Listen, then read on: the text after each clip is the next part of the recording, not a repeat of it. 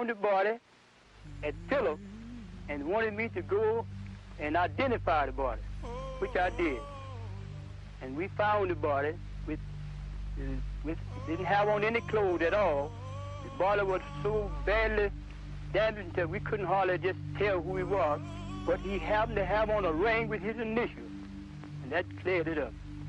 I was at home, and Mo Wright called me and said they done found the body. And I want to go down there, then identify his body. And I carried him down there. And when I carried him down there, the smell was so bad till I got about 5 or 6 feet from the body. And Mo Wright went up there and pulled his ring off and said, "That's him." And then Mo Wright said his tongue been cut and pushed back in his mouth, and his private had been cut off. When I heard that Emmett had been found and had been murdered, everybody just fell to pieces. Well, there was shock, sadness, anger, and almost unbelief, you know. But it was a strange feeling. Strange feeling. By now, everybody is they're screaming, they're falling out. And I ran over to try to help my mother, and I felt such a vibration coming from her to me until I jumped back, because it seemed that I was going to take her life away from her. It seemed that her life was draining into me, and I could feel myself building up, getting strong enough to carry on. Sheriff Strider wanted an immediate burial because he knew that it wouldn't be good for the state of Mississippi for people to see what had happened to Emmett Till.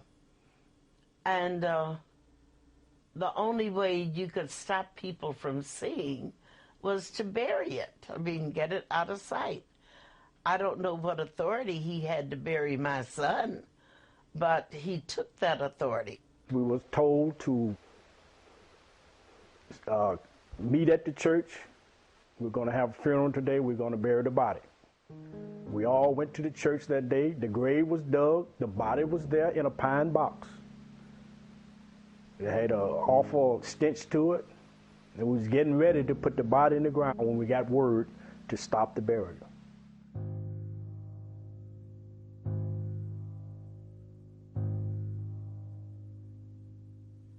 Oh my God. Number one, when I first saw that box, I just collapsed. That box seemed to me to be as bigger than anything I'd ever seen before. But that was just the beginning. The size of the box was really the easy part. When I discovered that the box could not be opened, then I wondered, what on earth in the world is going on? You mean to tell me that I have spent all of this money to get a body that I can't even look at? How do I know what's in the box?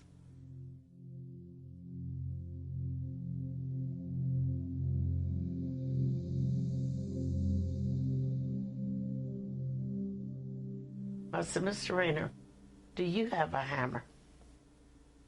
He said, "What do you mean?" He said, "Yes, I have a hammer."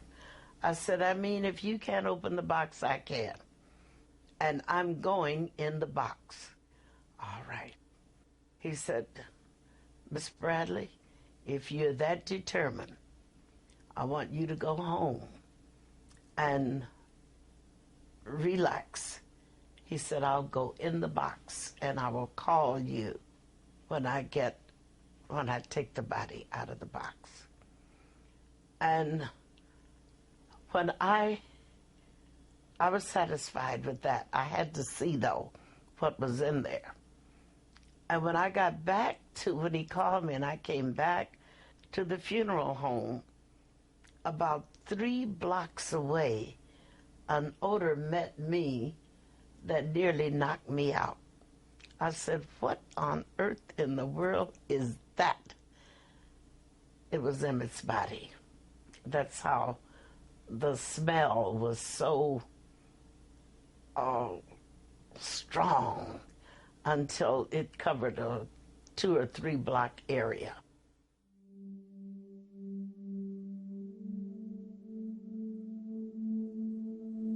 My father was on one side of me, and Rayfield Moody was on the other side of me, and Jean was at my back. And I shrugged them. I said, turn me loose. I've got a job to do, and I don't have time to be fainting now. I saw his tongue had been choked out, and it was lying down on his chin. I saw that this eye was out, and it was lying about midway the cheek. I looked at this eye, and it was gone. I looked at the bridge of his nose, and it looked like someone had taken a meat chopper and chopped it. And I looked at his teeth, because I took so much pride in his teeth. His teeth were the prettiest things I'd ever seen in my life, I thought. And I only saw 2. Where are the rest of them? They'd just been knocked out.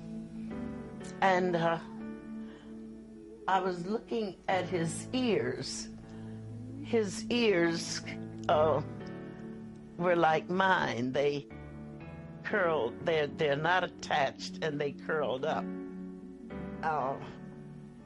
the same way mine are. And I didn't see the ear. Where's the ear?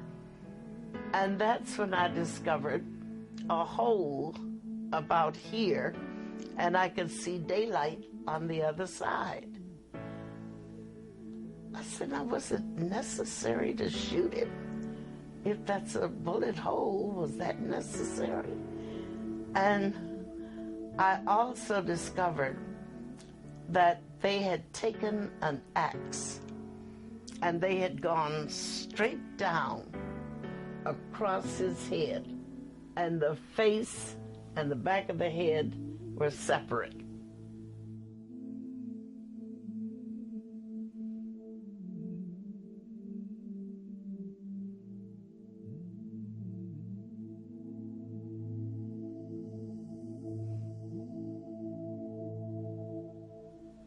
Well,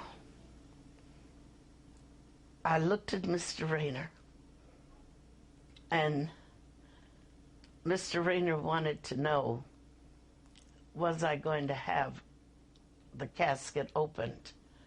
I said, oh yes, we're going to open the casket. He said, well, Miss Bradley, do you want me to do something for the face? Want me to try to fix it up? I said, no, let the people see what I've seen. I said, I want the world to see this, because there's no way I could tell this story and give them the visual picture of what my son looked like. The easiest thing would have been to say, no, close the casket, I can't bear it. But she somewhere found the strength to say, I'll bear my pain to save some other mother from having to go through this. And because she put the picture of this young man's body on the conscience of America, she might have saved thousands of young black men and young black women's lives. I believe that the whole United States is mourning with me. And if the death of my son can mean something to the other unfortunate people all over the world, then for him to have died a hero would mean more to me than for him just to have died.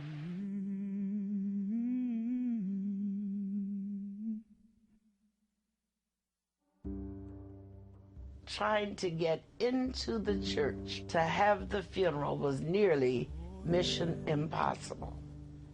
I had to address the crowd on the way in and assure them that they would be able to hear the funeral services, and when we had finished, we would leave and the church would be open for them to continue to view the body.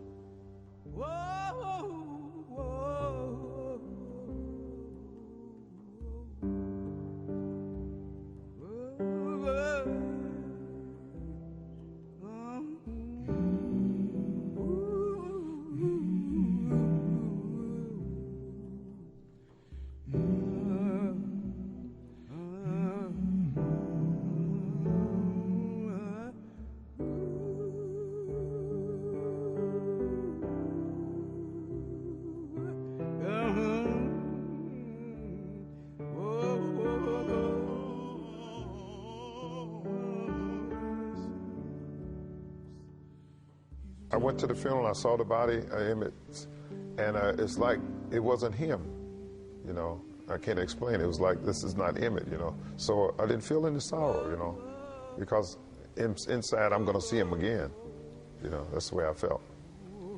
That's not Emmett.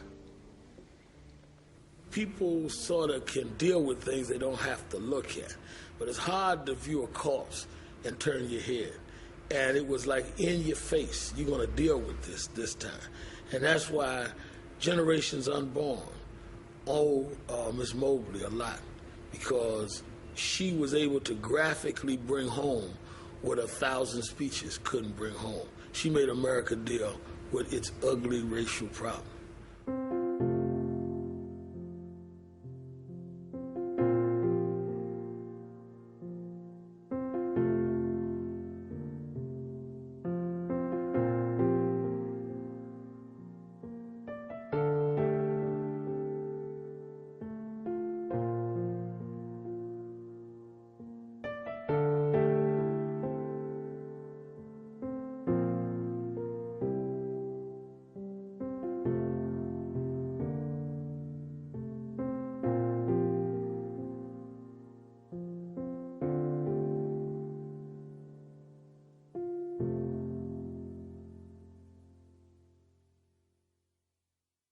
My opinion that the guilt begins with Mrs. Bryant, and I want to see Mrs. Bryant punished, her husband, and any other persons that were in on this thing.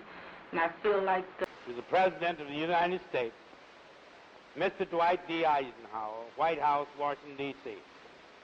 Honorable Sir, we the undersigned women and mothers and members of District 1, UPWACIO, call upon you, President of the United States, and your Congress to enact federal anti-lynch and anti-poll tax legislation immediately.